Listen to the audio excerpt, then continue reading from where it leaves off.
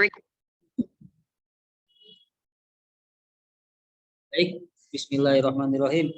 Assalamualaikum warahmatullahi wabarakatuh. Alhamdulillah, kelas kita berjumpa kembali di pertemuan 10 ya. Seperti kita ketahui di minggu lalu kita sempat pelajari ya tentang pengantar ekonomi makro ya.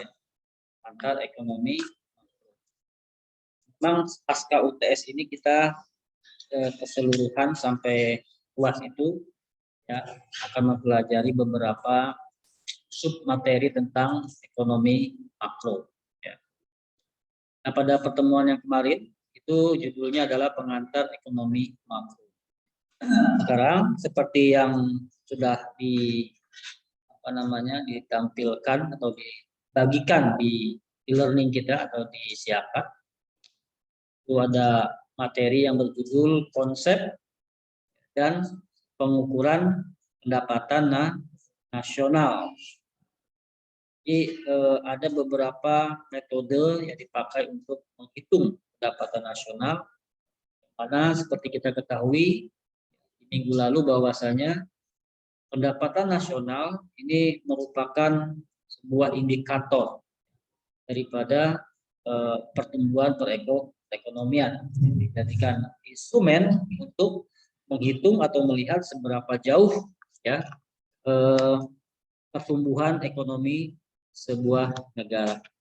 Nah, baik, kita buka slide-nya, akan dilihat masing-masing atau lihat di layar juga bisa.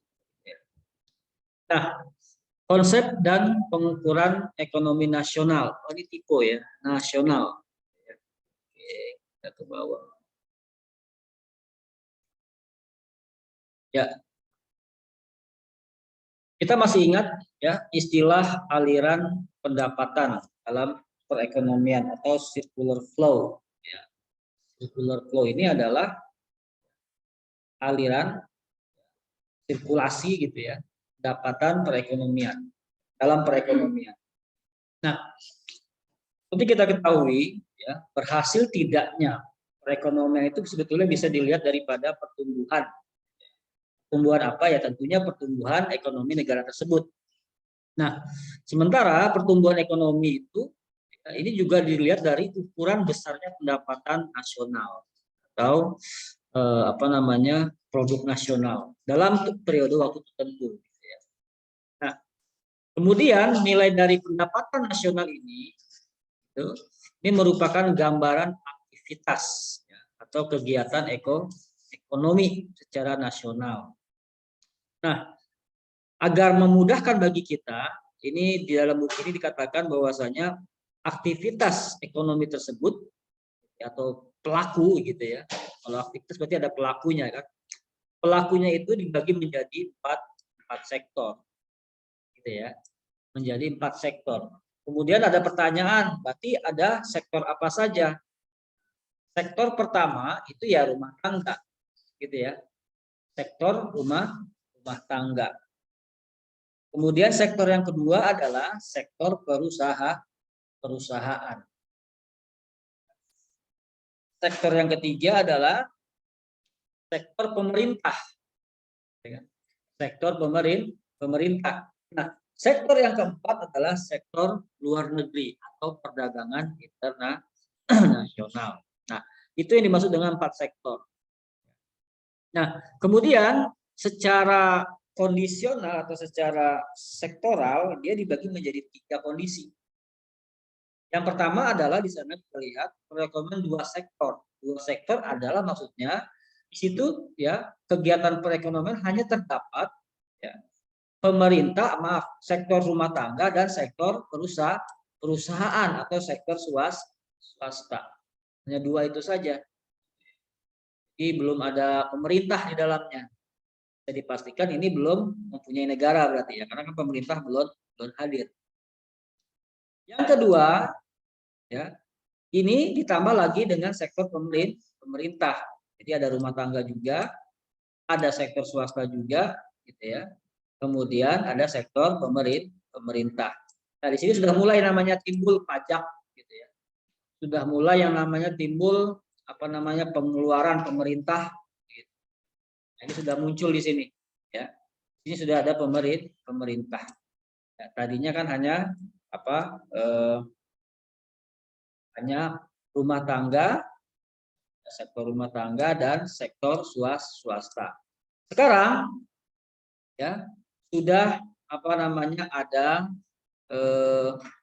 sektor pemerintah. Nah, itu kalau tiga sektor. Karena kalau 4 sektor, nah 4 sektor ini adalah ditambah lagi ya ada rumah tangga, ada swasta, ada pemerintah, kemudian ada luar negeri. Nah, inilah perekonomian 4 sektor yang dimaksud. Jadi disitulah para pelaku ekonomi bersemayam atau melakukan sebuah kegiatan ekonomi. Kemudian kalau kita mau lihat gambarnya, ya kira-kira seperti ini. Ini gambarnya yang untuk yang 2 sektor. Ini yang dua sektor. Itu apa? Sektor rumah tangga dan sektor swasta. Nah, di sini ada panah mengarah gitu ya. Ada panah. Pada yang ruas di atas ini, ya. Panah ini, ya. Kalau panah keluar ya, berarti sektor rumah tangga mengeluarkan uang gitu ya. Mengeluarkan uang. Atau sektor rumah tangga ini adalah memberikan, ya lebih tepatnya memberikan manfaat ya, kepada memberikan manfaat kepada sektor swasta. Namanya apa? Namanya faktor-faktor produksi, tenaga kerja, gitu ya. Saya punya lahan, saya sewakan ke perusahaan, saya punya lahan, saya jual, misalkan seterusnya. Kenapa? Karena perusahaan atau swasta dia membutuhkan faktor-faktor produksi daripada sektor rumah tangga. Nah, lantas apa yang diperoleh oleh gitu ya? Yang diperoleh oleh sektor rumah tangga. Yang diperoleh oleh sektor rumah tangga tentu saja pendapatan. Maka ya perusahaan di sini, nah ini uangnya nih ya. Berarti perusahaan mengeluarkan uang, yang uang itu merupakan pendapatan bagi sektor rumah tangga. Ya. Yang uang tersebut merupakan pendapatan bagi sektor rumah tangga. Nah, di sini terjadi transaksi gitu ya. Transaksi dalam melakukan kegiatan perekonomian. Nah, yang di sisi bawah ya sama juga sebaliknya gitu ya. Nah, karena rumah tangga ini sudah punya uang, sudah punya pendapatan, maka dia akan belanja dong. Dia akan melakukan sebuah pengeluaran. Dia pengeluaran atau konsumsi, kemana dia belinya? Ya tentu saja kepada sektor perusahaan atau sektor swasta. Katakan itu adalah sebuah pengeluaran atau konsumsi.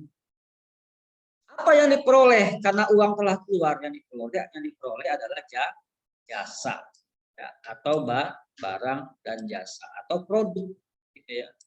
Nah, ini akan diperoleh ya oleh rumah tangga tadi. Dia akan mengeluarkan pengeluaran berupa uang ya ke pihak perusahaan. Nanti perusahaan akan memberikan barang dan jasa kepada sektor rumah tangga. Berarti jadinya transaksi ekonomi. Transaksi ekonomi. Nah, kemudian ini akan berlaku begitu terus. Ya, berulang-ulang dan seterusnya. Tapi masih dua sektor. Ya, masih dua sektor. Nah, kemudian ini timbal balik. Ya, satu sisi perusahaan keluar uang, satu sisi perusahaan akan mendapatkan uang. Perusahaan keluar uang ketika dia membeli faktor-faktor produksi. Perusahaan akan mendapat uang ketika dia menjual barang dan jasanya. Itu juga dengan rumah tangga. Rumah tangga ya dengan menjual keahliannya, hartanya, asetnya, dia akan mendapatkan pendapatan, gitu ya. Atau dia menjual keahliannya, gitu ya, karyawan dan lain-lain. Itu kan faktor produksi. Dia akan memperoleh pendapatan, honor, gaji, macam-macam sebutannya, gitu ya. Nah, maka dia akan menghasilkan sebuah pendapatan. Nah, pendapatan itu ya dibelanjakan lagi. Dibelanjakan kemana? Dibelanjakan atau dikeluarkan atau dikonsumsi, ya tentu saja membeli barang dan jasa kepada swasta. Terus, ya makanya dikatakan sirkular. Ya, di situ-situ aja. Nah, itu alurnya. Itu alurnya. Baik ya, ini nanti lebih jelasnya itu saya jelaskan secara lisan. Untuk memahami lebih dalam bisa kalian baca ini.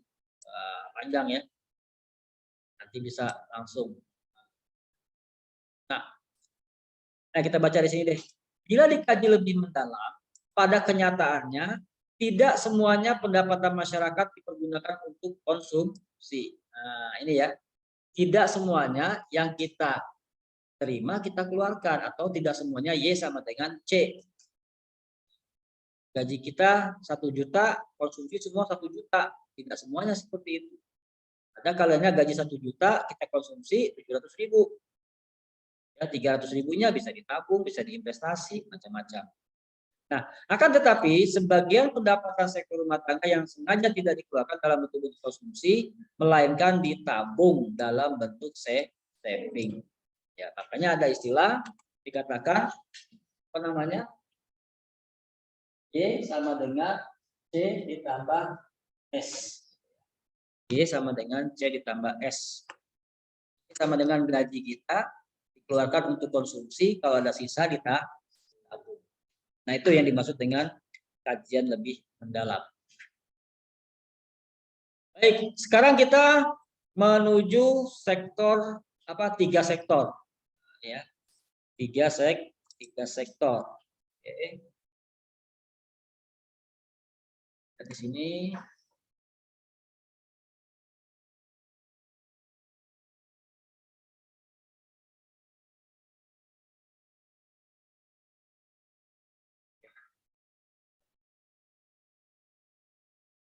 Nah, ini dia. 3 sektor berarti bertambah apa? Kalau kita lihat apa? Sebentar ya. Dua sektor, bagan arus gitu ya.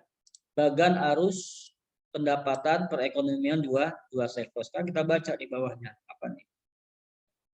Bagan arus perputaran pendapatan dengan tabungan dan investasi. Nah, ini dia. Ini berarti masih 2 sektor, yaitu sektor rumah tangga dan sektor swasta. Sektor rumah tangga dan sektor swasta. Gimana cara membacanya? Sama, cuma ditambah ini kan. Yang tadi nih. Rumah tangga ya tidak selalu Y sama dengan C atau tidak selalu uang yang diperoleh dihabiskan semua. Maka kalau bagi yang mereka seperti itu dia akan ditabungkan di sini. Nah, uangnya akan ditabung. Jadi taruh di bank ya, disimpan di bank. Nah, kemudian kalau dia Y sama dengan C atau berarti kan savingnya nggak ada.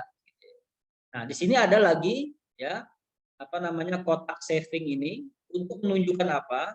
Menunjukkan tadi tidak semua uang yang diperoleh itu dihabiskan. Kalau uangnya 1.000, mungkin di sini 700. Sisanya ditabungkan 300 gitu ya. Nah, itu kadang terjadi seperti itu. Ya. Nah, kemudian oleh lembaga keuangan atau bank yang menyimpan uang tersebut, gitu ya, ini bank maupun non bank, uang itu nanti akan dilakukan untuk pengeluaran investasi, gitu ya. Nah, sementara perusahaan kan butuh dana, ya, perusahaan butuh dana. Kalau kita lihat perusahaan mana yang nggak punya utang ke bank, nah, gitu ya. Nah, mereka ngambilnya ke bank uang tersebut. ya, ngambil ke bank. Nah, uang inilah yang akan diinvestasikan kembali oleh perusahaan untuk membiayai usaha perusahaan. Nah, terus muter lagi gitu ya. Perusahaan memproduksi gitu kan, dijual barang dan jasanya ke rumah tangga. Rumah tangga juga bekerja di sini, dapat gaji honor ya. Kemudian juga dia menawarkan tenaganya segala macam. Sampai di sini uang diterima gitu ya. Uang diterima kadang dibelanjakan gitu ya. Kadang dibelanjakan habis, kadang juga ada sisanya di sini. Sisa uang ini nanti akan ditaruh di bank, disimpan, kemudian di didistribusikan atau dialokasikan untuk kegiatan atau kepentingan investasi.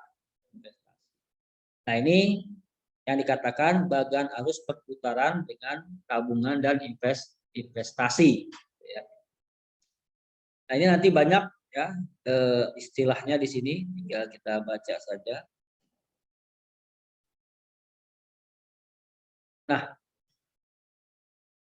ini dikatakan upaya untuk menstabilkan perputaran dalam perekonomian atau arus perputaran pendapatan, maka yang harus dilakukan dalam bentuk produktif atau saving pada lembaga keuangan. Bila masyarakat melakukan saving dalam bentuk holding, dampak yang terjadi adalah perekonomian mengalami kebocoran. Untuk jelasnya dapat dilihat di 10.2. Ini dia. Kemudian kita lihat lagi bawah. Nah, dalam perekonomian 3 sektor, nah ini kembali sekarang ke tiga sektor. Berarti ada pemerintah.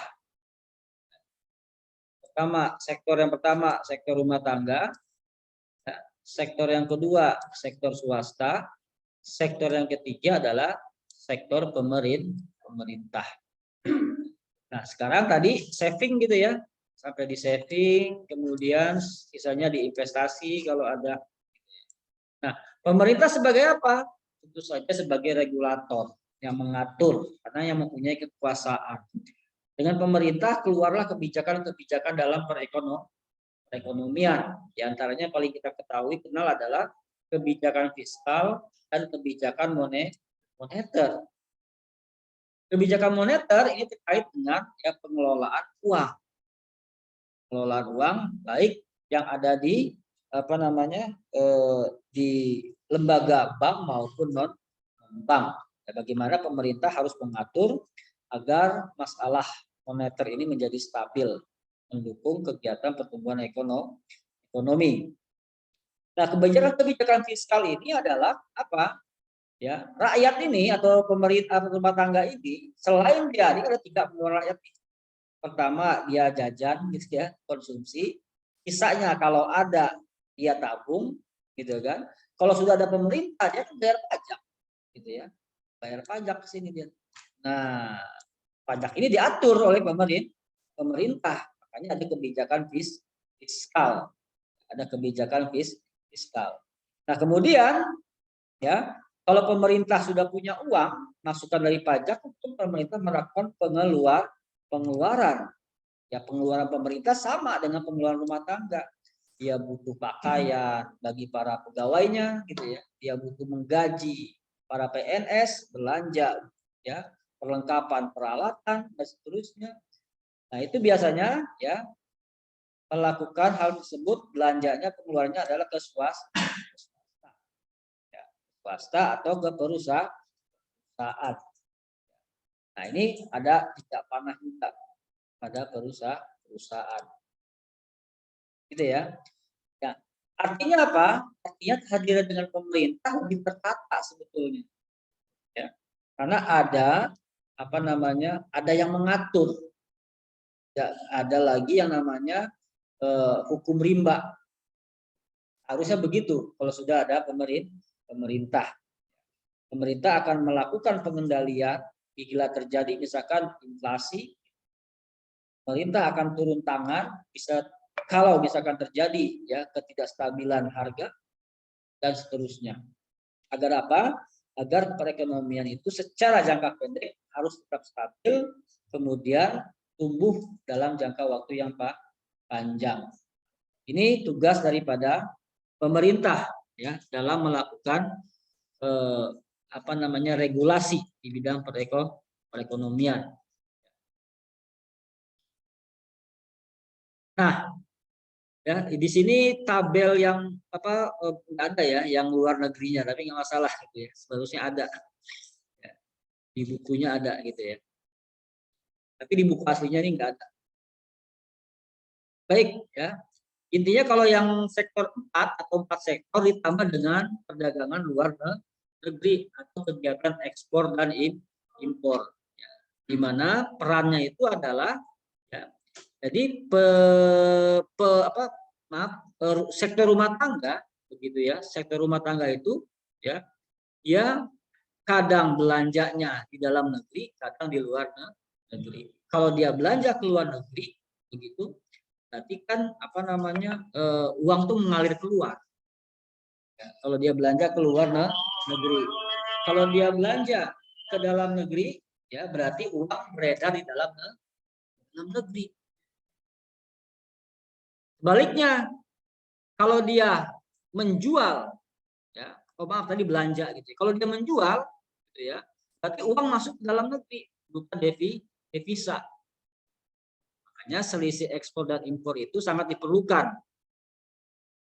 Alangkah baiknya ekspor itu lebih besar daripada impor, tapi jangan terlalu besar juga, akan menimbulkan kecenderungan orang berbelanja terus ke luar negeri.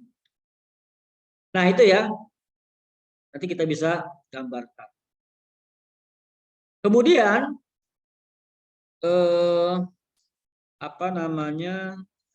pengukuran pendapatan nasional. Secara umum ini bisa dikatakan pendapatan nasional berupa uang atau earning, juga pendapatan nomor 2, pendapatan berupa nyata atau real. Nah, kalau kita baca gitu ya, pendapatan nasional berupa uang, ini nilai uang yang dinyatakan berupa nominal uang daripada barang-barang yang dikonsumsi pada tahun yang bersangkutan. Tentunya ditambah investasi neto yang dilakukan pada tahun tersebut. Nah, dengan demikian, pendapatan nasional berupa uang dinyatakan dalam kesatuan uang per kesatuan waktu. Ini waktunya periode 1 tahun gitu ya. Tahun. Baik, sekarang bagaimana kalau yang real? Yang real ini ya merupakan suatu arus benda atau flow of goods.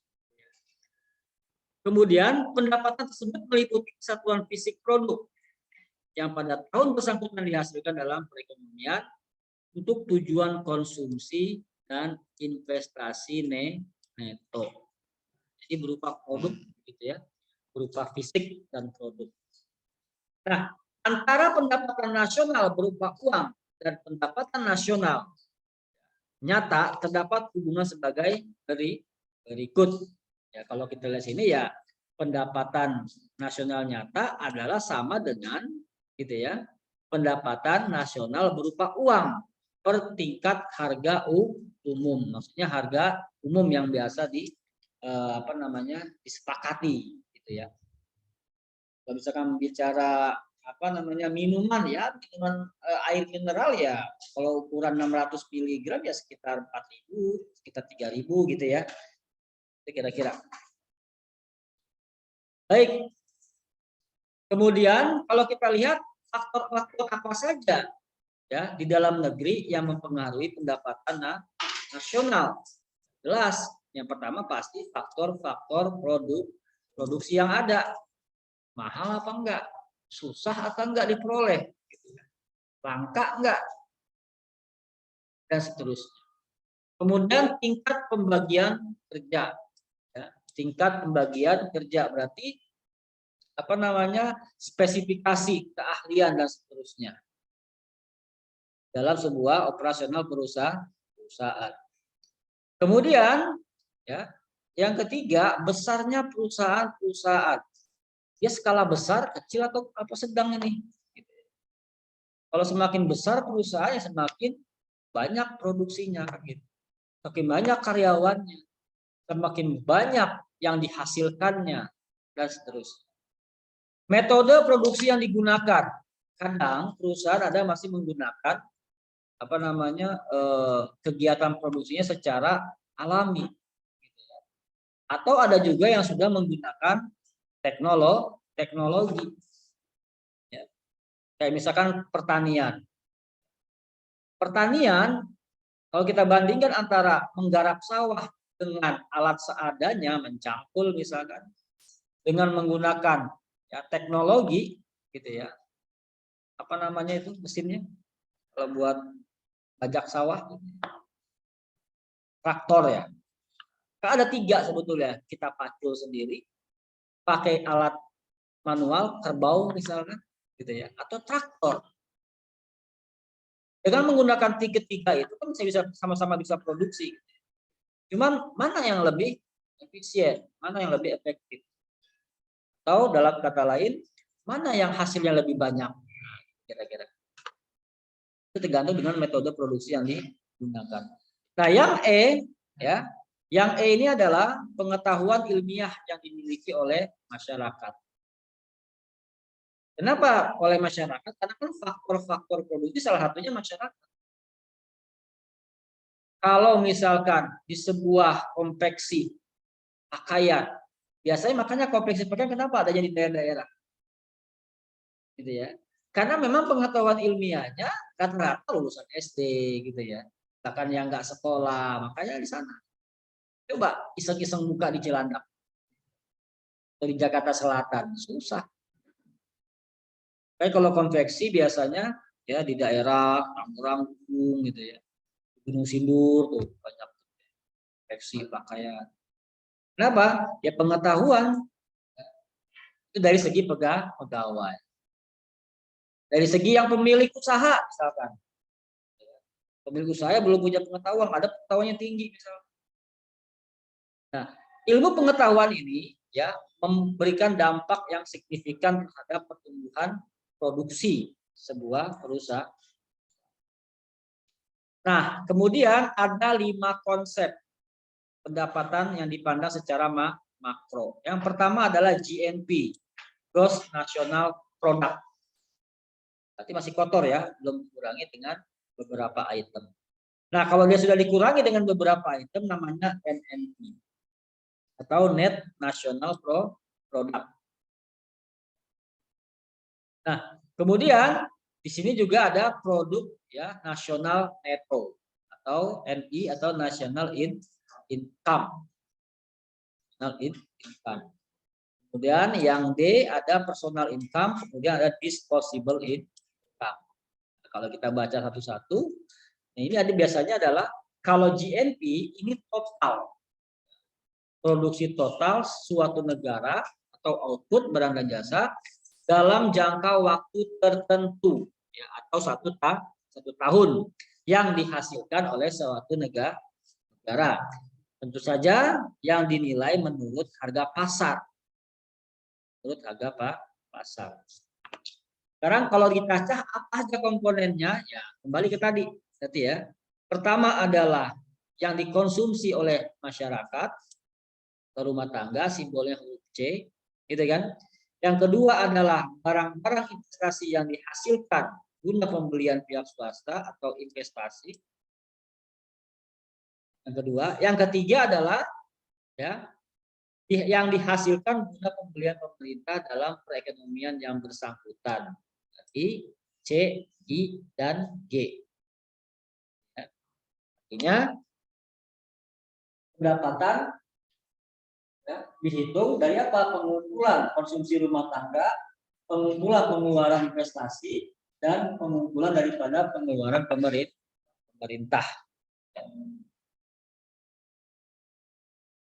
Oke. Eh,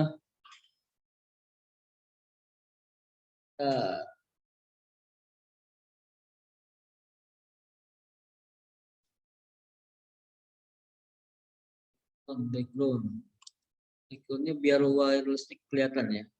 Nah, enggak.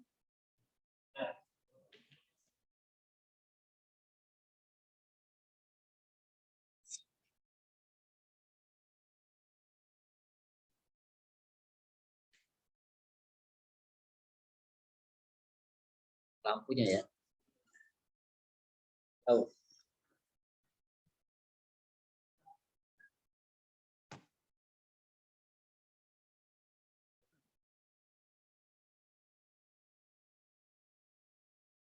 Apa deh?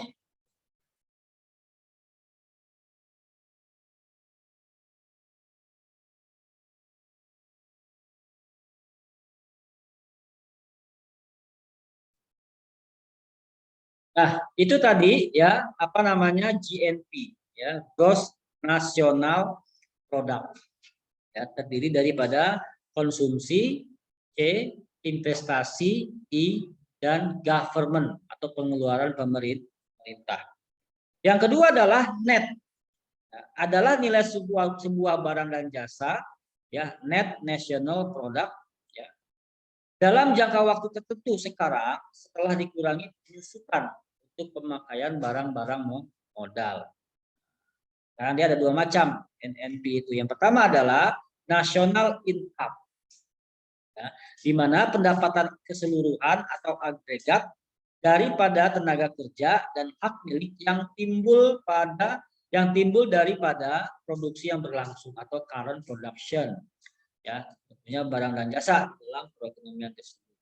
Sementara kalau personal income ini adalah biasanya upah, gaji gitu ya, honor yang terdiri dari pendapatan hak milik serta tanah, sewa tanah, dividen, bunga modal serta transfer. Nah, ini personal income. Jadi kita sebagai individu kadang dapat gaji gitu kan, kadang kita nyewain rumah dapat sewa gitu ya, kadang kita nabung di bank dapat bunga kan gitu. Personal income namanya. Kemudian ada bantuan langsung tunai. Nah, itu namanya transfer ya. Bahasanya itu ada di ujung. Transfer itu bantuan hibah dari pemerintah. Nah, itu namanya personal income. Kemudian yang ketiga adalah disposable income. Adalah sisa personal income dikurangi dengan pajak dan seterusnya dan ditambah dengan transfer. Atau dapat dikatakan pendapatan masyarakat yang siap dibelanjakan, ya, baik mau disimpan maupun dikonsumsi, gitu ya. Kemudian pendapatan siap dibawa pulang untuk dikonsumsi. Artinya apa? Kalau kita bekerja, kita kan terima gaji.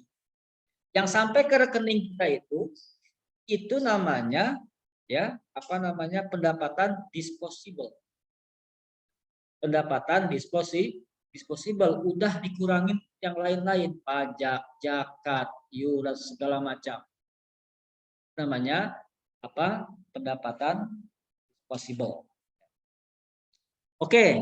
Sekarang kalau kita lihat gitu ya, maka kita bisa buat seperti ini. National income dikurang pajak neto adalah sama dengan pendapatan disposable. Ya. Jadi kalau misalkan national income dikurang pajak neto, itu berarti sudah net. Gitu ya.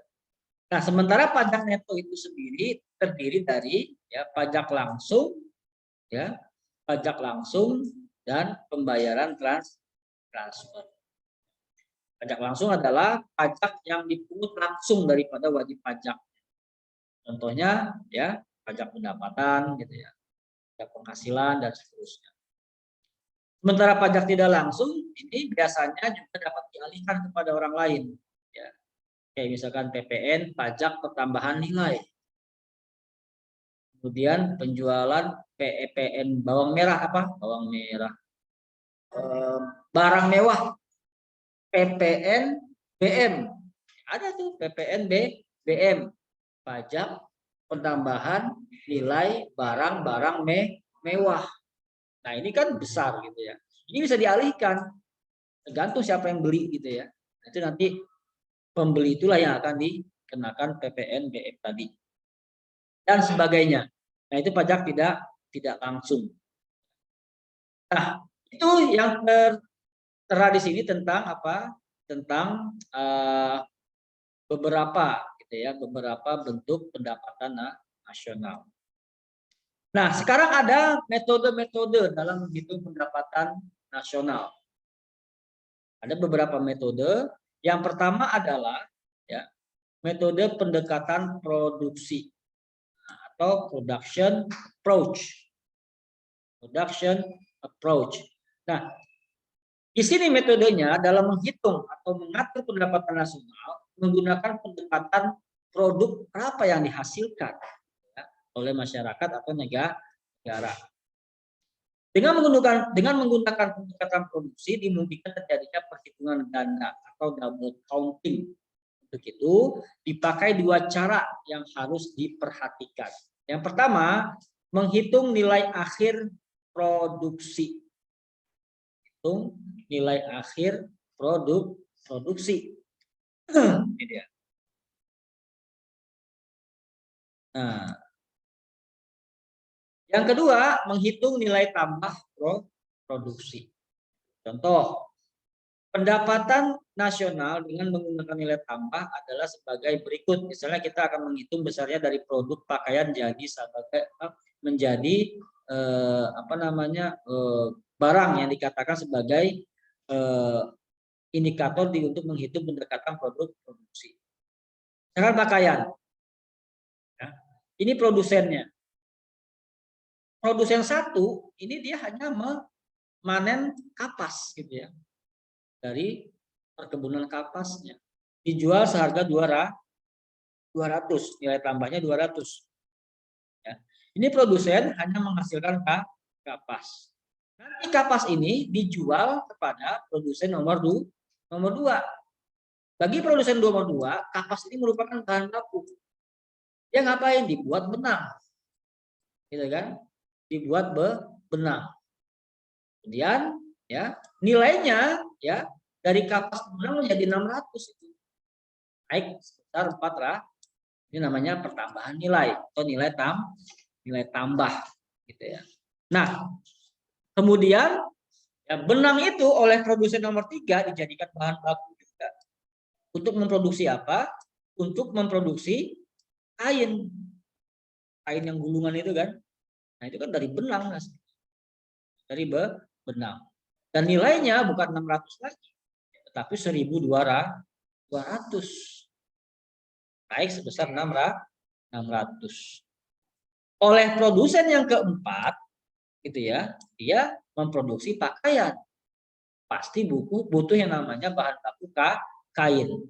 Kain ini akan menjadikan oleh dia sebagai ya bahan baku untuk membuat pakaian jadi. Setelah jadi apa 1.200 juga dijualnya kan enggak? 2.000. Harga itulah yang akan diambil. Jadi ini nggak diambil, ya kapasnya nggak diambil karena akan menjadi benang. Benangnya nggak diambil karena akan menjadi kain. Kainnya nggak diambil karena akan menjadi pakaian. Makanya pakaian inilah yang diambil disebut dengan nilai akhir produksi. Gitu ya. Nilai akhir produksi. Dan nilai tambahnya kalau kita jumlahkan ya sama juga menjadi 2.000. Itulah cara menghitung ya daripada pendekatan produksi. Jadi misalnya kalau ada yang produksi kapas itu belum dihitung dulu sebagai pendapatan produksi nasional atau pendapatan nasional. Sebelum barangnya barang akhir. Kalau di kita ini barang akhir berarti kan peci gitu ya, spidol, pakaian gitu ya. Barang akhir semua. Selama dia masih mau produksi apa lagi, nah ini belum dihitung. Nah ini ya penjelasannya bisa dibaca nanti ya. Nah, kemudian di sini ada kata-kata GDP. Nah ini Gross Domestic Product gitu ya. Kemarin kita sudah bahas. Oke, di sini kesimpulannya ya dihitung ketika sudah menjadi pakaian akhir, pakaian jadi atau barang bernilai akhir gitu ya. Yang nomor 2, pendekatan pendapatan atau income approach. Jadi ini memang betul-betul menghitung ya berapa sih yang dihasilkan gitu ya. Nah, dengan cara apa? Ini menjumlahkan semua pendapatan yang diperoleh dari semua pelaku ekonomi dalam suatu negara tertentu. Pendapatan tersebut berupa pendapatan sewa, bisa gitu ya, bunga, upah atau gaji, ya, keuntungan dan sebagainya. Angka dari pendapatan tersebut pendapatan adalah menunjukkan besarnya pendapatan nasional. Kalau kita total jumlah itu namanya NI, ya, atau National Income. Total kompensasi kepada pegawai ada 400 gitu ya. Pendapatan bunga dan sewa gitu ya, dari 500, laba perusahaan dari swasta gitu ya. Ya 500, kemudian pendapatan kekayaan lain-lain. Nah, misalkan totalnya 2.000. Maka pendapatan nasionalnya adalah sebesar 2.000 ya. Nah, jadi jumlah pendapatan yang diperoleh adalah menunjukkan besarnya NI atau pendapatan nasional sebesar 2.000. Gitu ya. Nah, ini pendekatan daripada income approach. Nah, yang ketiga, yang terakhir ini ya pendekatan pengeluaran atau expenditure approach.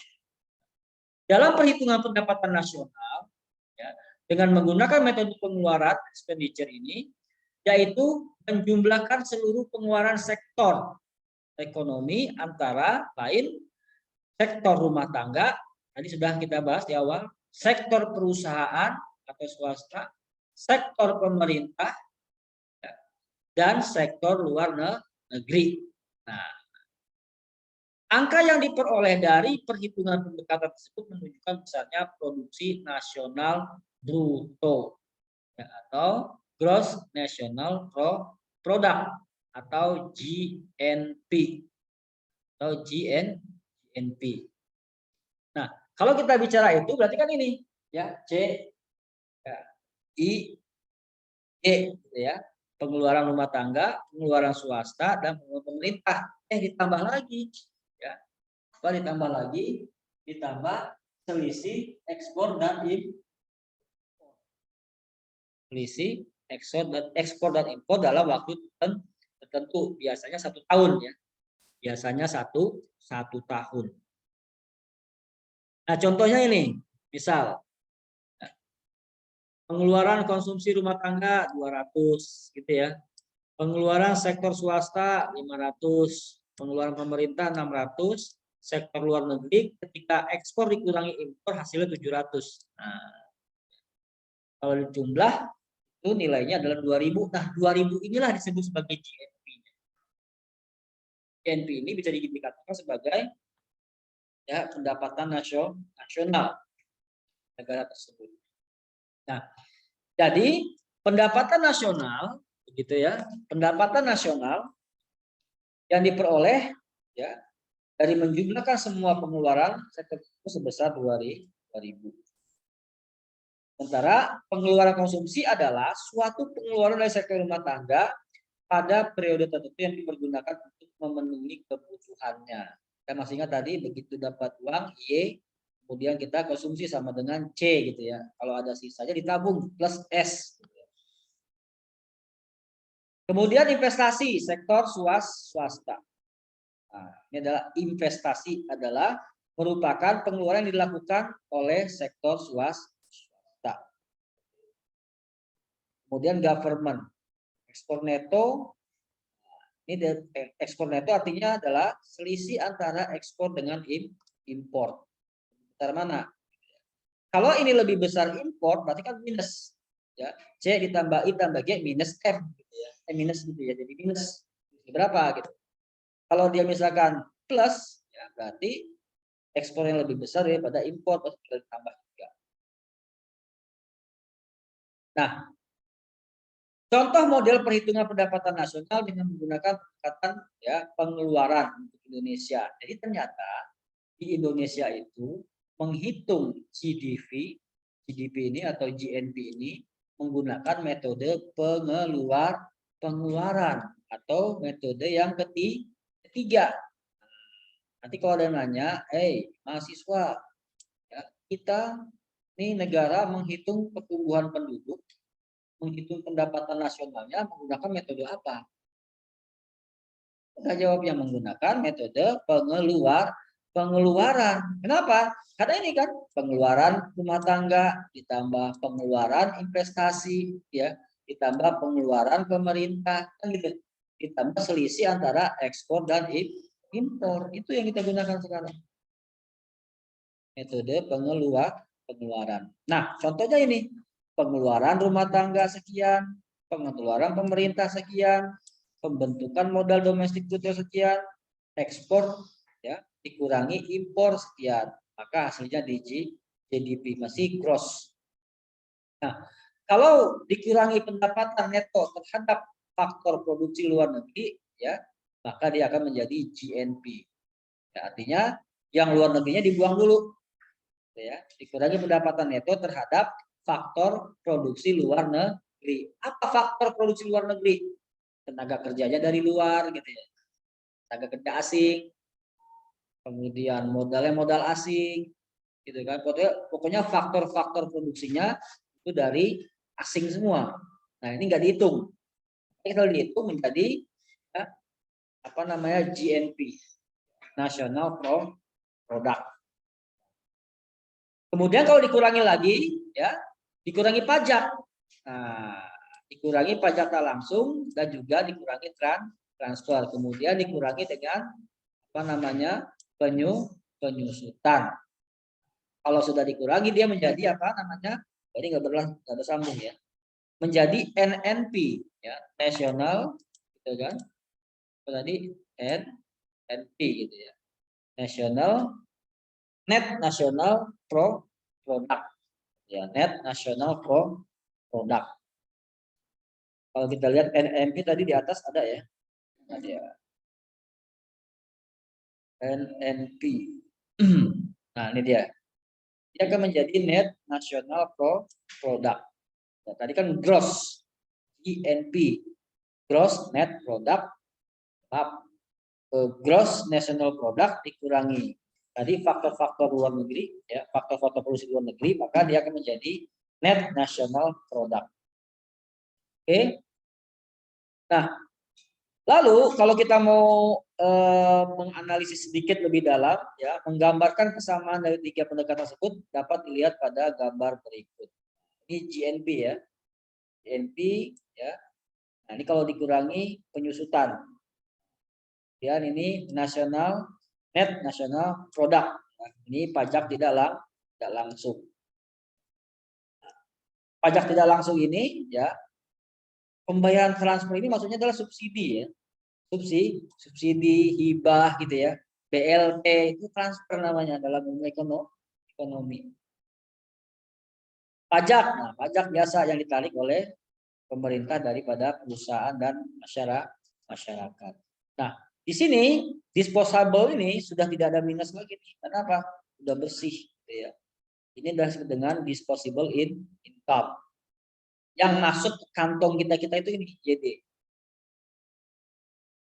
Dan ini ya, disposable income ini nanti ada pengeluaran konsumen. Maksudnya kita melakukan pengeluaran. Nanti juga pengeluaran pajak. Sisanya kalau ada ya ditabung gitu ya. Sisanya kalau ada ditabung.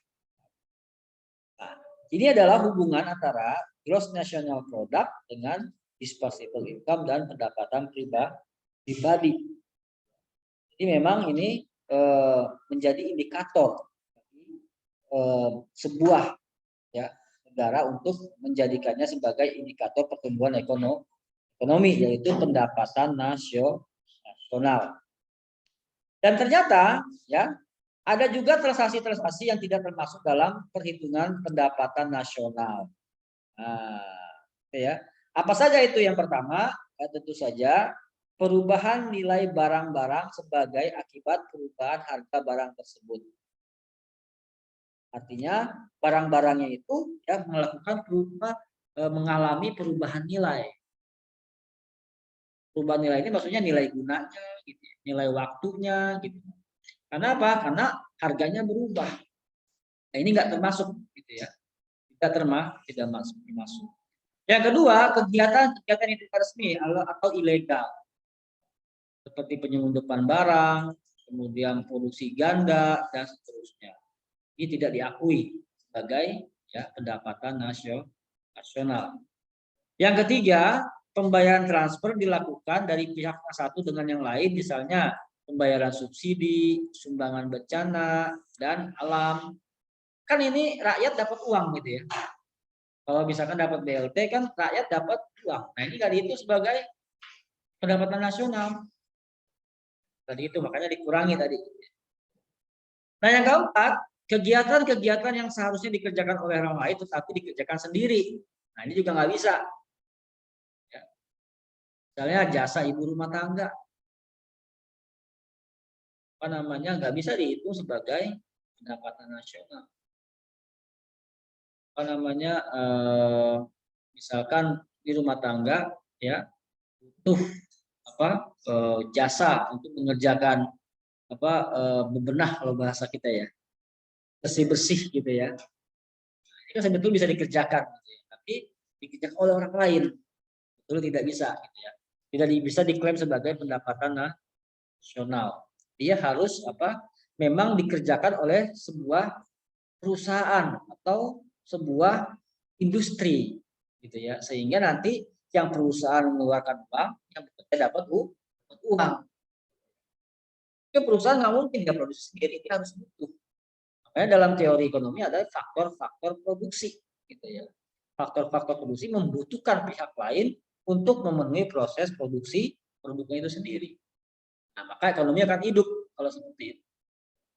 Nah, itulah 4 ya transaksi-transaksi secara umum yang tidak masuk ya, yang tidak masuk dalam pendapatan nasional. Oke.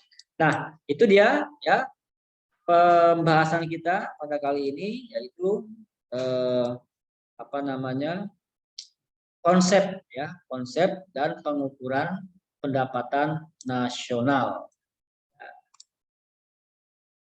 Merupakan indikator daripada ya pertumbuhan ekonomi yang biasa dihitung oleh pemerintah setiap ya minimal setiap 6 bulan sekali atau setiap kuartal gitu ya, bahkan tahun sekali rutin ya, bagaimana pemerintah melakukan ya pencatatan terhadap pertumbuhan ekonomi. Saya rasa itu ya untuk bab 10 ini, konsep dan pengukuran pendapatan nasional, semoga bisa dipahami ya.